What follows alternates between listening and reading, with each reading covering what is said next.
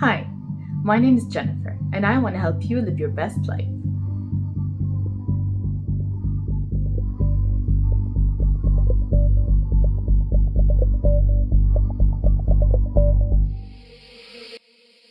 How much of Earth's habitable space do you think is inaccessible to humans? A. 20%, B. 58%, or C. 99%? If you answered C, then you are correct. According to NASA, 99% of the Earth's habitable space is in the ocean, making it inaccessible to humans. Thankfully, finding a good brokerage is more accessible than that. Stay with me, and you'll find out what a brokerage is and how to properly pick one. Let's go.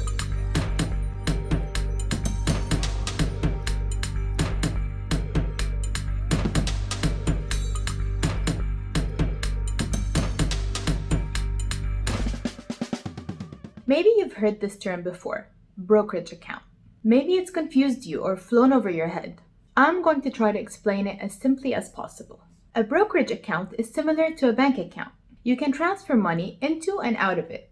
Once you transfer money into this account, you can then buy and sell investment securities, such as bonds, stocks, or ETFs.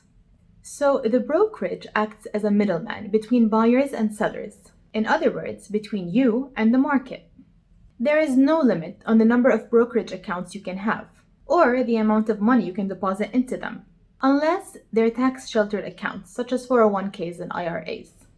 So let's say you've saved some money and want to invest it. The first step is to open a brokerage account and then transfer the money you want to invest by writing a check, wiring the money, or doing a bank transfer.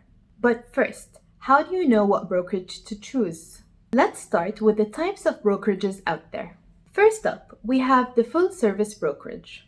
With this option, you get a professional financial advisor who manages all investment decisions and provides ongoing advice and support. You can pick up the phone and speak to them, or walk into their office and regularly have meetings to discuss your portfolio. Now, in exchange for this service, you pay higher fees, which makes this the most expensive option. Another brokerage type involves the use of robo-advisors. Instead of hiring a human investment manager, you can go with a company that uses sophisticated computer algorithms to choose and manage your investments for you. You basically answer some questions about your financial goals, timeline, and risk tolerance, and the robo-advisor will design a portfolio for you. This type of account typically comes with fees, but they're lower than the full-service brokerage option. A third type of brokerage account is the discount brokerage. These brokers are now mostly online platforms that allow investors to make their own trading decisions for lower commissions. Here, you won't get a personal relationship with a dedicated advisor who will know you or select your investments. Everything will have more of a do-it-yourself approach, but as a result, you'll save on fees. And the do-it-yourself approach is not that bad. It can be pretty simple if you buy an ETF that tracks an index and hold it for the long term.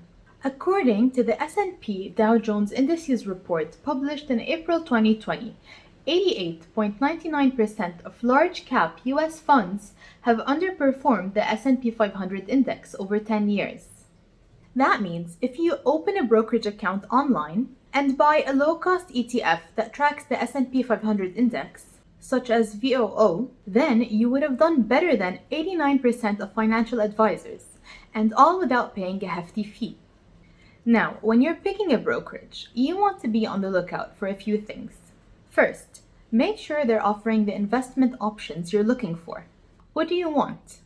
Individual stocks, bonds, options, mutual funds, exchange-traded funds, futures, forex. Once you've determined that they offer what you want, the next step is to see how much you'll pay in commissions. For example, some brokers charge a commission when you buy and sell stocks. Some charge a fee to purchase a mutual fund. And the same goes for ETFs and bonds. The next thing you want to look at is if there are any account minimums. Does the broker require you to start with a minimum initial investment? Or can you open an account with no minimum? Next, you want to watch out for account fees. You probably can't avoid them completely, but you definitely want to minimize them. Common fees to watch out for include annual fees, inactivity fees, trading platform subscriptions, and extra charges for research or data.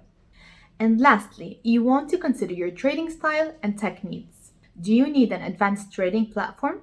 Do you want the brokerage to offer education videos and tutorials? Do you want access to analysis tools?